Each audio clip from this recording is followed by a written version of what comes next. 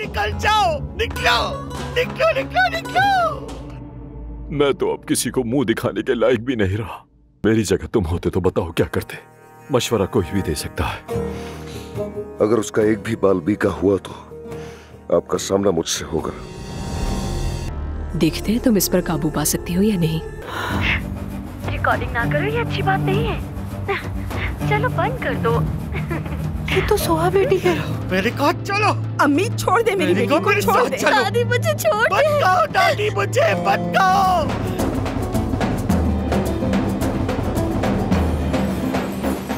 क्या कर रहे हो ये? छोड़ो इसे। इससे दूर रहो।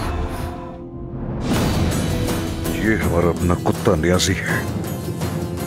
वो उसे मार डालेगा, मैं पहले ही बता रहा हूँ। इस बार हम इसे जेल से नहीं निकाल पाएंगे। चलो। मैं इसकी इजाजत नहीं दूंगी। मैं नहीं जाऊंगी, नहीं जाऊंगी मैं। छोड़ दो मुझे, मैं नहीं जाऊंगी। कहाँ ले जा रहे हो?